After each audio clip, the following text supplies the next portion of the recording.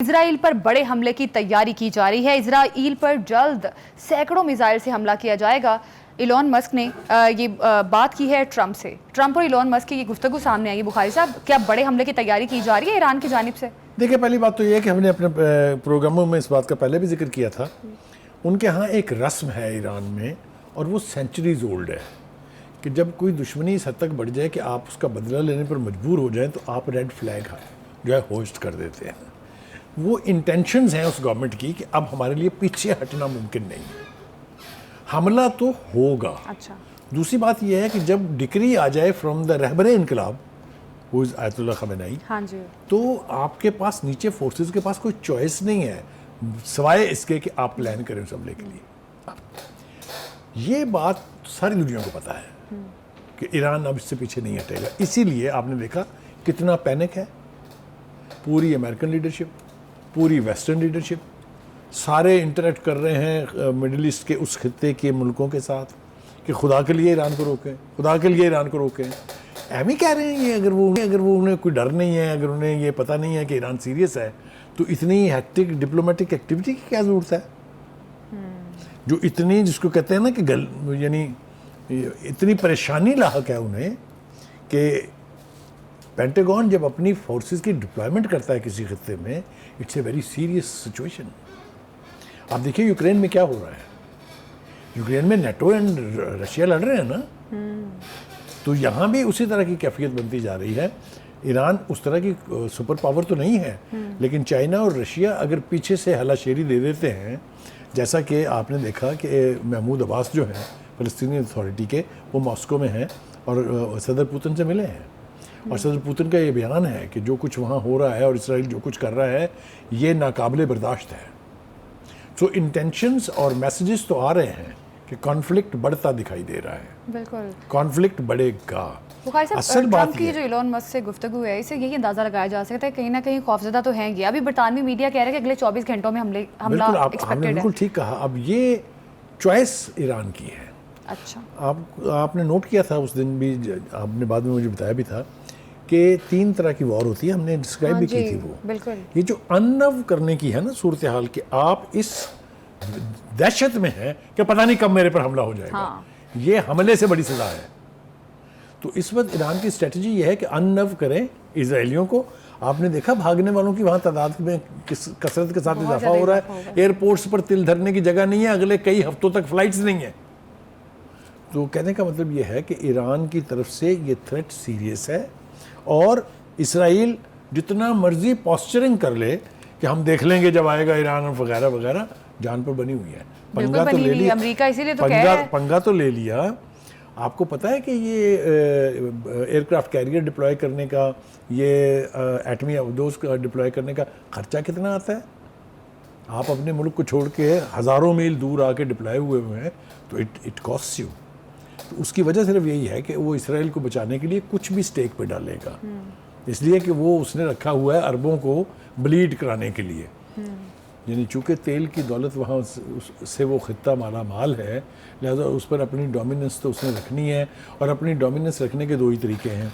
एक तो ये है कि अपने ट्रूप्स वहाँ बिठा दे, और दूसरे है कि इसराइल के ज़रिए वक्तन फ़वक्तन उनको ब्लीड कराता रहे। जो पिछली 3 जंगें लड़ी गई हैं, जिसमें आयल एम्बार्गो, एक याद होगा आपको, जुल्फ़िकार भुट्टो का आइडिया था वो, उसने दुनिया को ऑलमोस्ट हॉल्ट पे ले आया था। इतना इफेक्टिव था वो आयल एम्बार्गो विदाउट फायरिंग ए बुलेट। तो अगर उस खित्ते के अवाम चाहें कुछ करना, गैस वहाँ से जा रही है, पेट्रोल वहाँ से जा रहा है, सारी दुनिया में जा रहा है, the world can come to a halt. लेकिन जुर्रत कहाँ से आएगी? अब अक्सरियत इन ममालिक में जो है वहाँ पर अनपॉपुलर लीडरशिप है। आप मेरी बात को गौर से सुने, मैं क्या कह रहा हूँ। सब समझते हैं कि हमारी हुकूमत को अगर अमेरिका चाहे तो किसी वक्त भी गिरा सकता है, इसलिए कोई भी मुल्क अमेरिका की मर्जी और ख्वाहिश के बगैर एक लफ्ज़ कहने और एक प्रैक्टिकल कदम उठाने की भी पोजीशन में नहीं है। मैं तो अपनी लीडरशिप पर भी हैरान हूँ। हमने भी सवाए लिप सर्विस के कुछ करके नहीं दिया है। जितनी भी वहाँ कोई एड वेड पहुँची है, वो ज़्यादातर प्राइवेट सेक्टर से गई है। कहने का मतलब ये है कि हम एटॉमिक पावर हैं।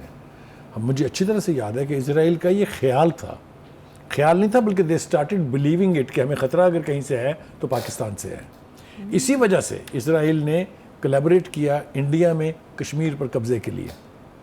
वहाँ पर जो स्ट्रेटजी बनाई गई उस कौम को असीर बनाने की, वो सारी इजरायली एक्सपर्ट्स ने आके इंडिया के साथ बैठ के बनाई थी। कहने का मतलब ये है कि अगर उस खित्ते के इर्द गिर्द के मुल्क जो हैं वो इस वक्त ईरान का साथ नहीं देंगे, वो इस वक्त इसराइल की इस फस्तायत को, इस बर्बरियत को नहीं रोकेंगे, तो फ़लस्तीन तो ब्लीड ज़रूर करेगा, लेकिन उसके असरात से उस खित्ते के ममालिक बच नहीं सकते। मैं धमकी दे रहा हूँ इस प्रोग्राम की वसातत से कि खुदा के वास्ते अपनी ज़िम्मेदारी का एहसास करें। जब आपके अंदर मसले आएंगे तो अमेरिका आपको बचाने के लिए नहीं आएगा। ये हम कई दफ़ा एक्सपीरियंस कर चुके हैं पहले। ठीक है बुखारी साहब, ये चीज़ तो बड़ी ऑब्वियस है कि इजराइल का जो कॉन्फिडेंस है, जिस तरह से इजराइल ने हमले किए हैं, क्योंकि उसको अमेरिका की पुष्टपनाही हासिल है। अभी भी अमेरिका यही कह रहा है कि अगर इजराइल पर हमला होता है तो हम साथ खड़े होंगे, लेकिन एक तरफ अमेरिका ये भी कह रहा है तुर्किया ईरान को इजराइल पर जवाबी हमले से रोके, तो एक तरफ तो वो ये भी चाहते हैं कि हमला ना करे ईरान। इसका मतलब बिल्कुल वही है जो हमने इब्तिदा में गुफ्तगू की कि डरे हुए तो हैं, इवन अमेरिका खौफजदा है। लेकिन अब देखना यह है कि ईरान की लीडरशिप किस हद तक जाती है, कब ये हमला होता है। ये मैं आपको बता दूं कि ये बात भी अब कानों को पहुंच रही है कि अगर ईरान ने बड़ी प्लानिंग के साथ हमला किया तो वो जो आयरन डोम है ना, वो धरे का धरा रह जाएगा। अच्छा। इसराइल के ऊपर अगर 4 बड़े मिसाइल गिर गए तो वहाँ के लोगों का क्या हाल होगा, क्या चीखें निकलेंगी वहाँ की, वो मंजर भी देखने के काबिल होगा। इस वक्त 40,000 से ज़्यादा बच्चे, औरतें और बुज़ुर्ग और जवान शहीद हो चुके हैं। 1 लाख के करीब कैजुअल्टी फिगर है कि जो लोग ज़ख्मी हुए हैं। किसी के कान पर जू रेंगी? किसी को ह्यूमन राइट्स का ख्याल आया? बिल्कुल भी नहीं। तो कहने का मतलब ये है कि फिर तैयार रहना चाहिए कि जब इसराइल पर ये आफत गिरेगी तो तब भी फिर सारे ये इसी बेहिस्सी, बेगैरती और लापरवाही की नींद सोते रहें।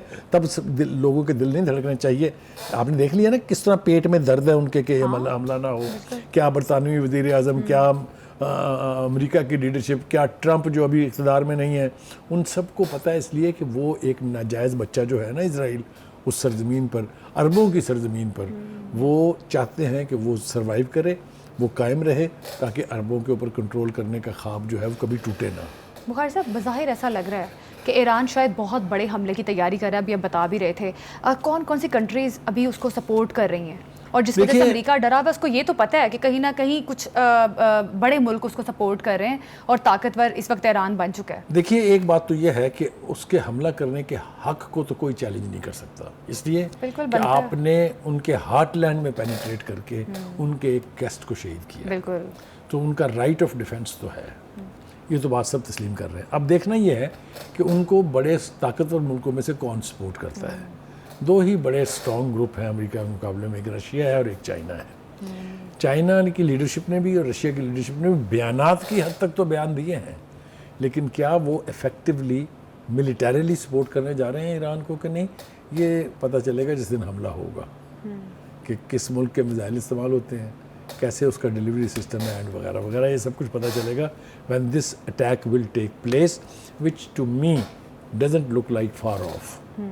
बुखारी साहब, जिस तरह से खौफ का इजहार कर रहा है इजराइल, क्या ये भी हो सकता है कि इजराइल ईरान के हमला करने से पहले ही उन पर अटैक कर दे? देखिए, गुजारिश ये है कि पहल तो वो कर चुका है।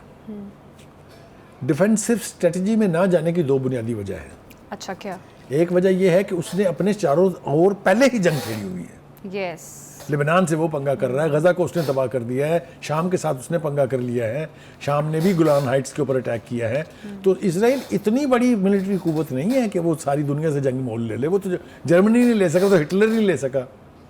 तो कहने का मतलब यह है कि इसराइल इस हवाले से भी डरा हुआ है। यही वजह है कि उनकी इस कमज़ोरी को दूर करने के लिए अमेरिका ने अपने एयरक्राफ्ट कैरियर्स भेज दिए, एटमी आबदोज भेज दी। मुझे तो डर ये है कि कहीं अमेरिका वहाँ अपने ट्रूप्स भेजने के लिए भी तैयार ना हो जाए। कोई बईद नहीं है उनसे, लेकिन ये फैक्ट अपनी जगह कि अटैक तो होगा। ठीक है, अब देखना ये है कि ईरान कितना अग्रेसिवली इसका रिस्पांस करता है इजराइल को, और इजराइल के साथ आगे क्या बनता है और इजराइल क्या हिकमत अमली बनाता है।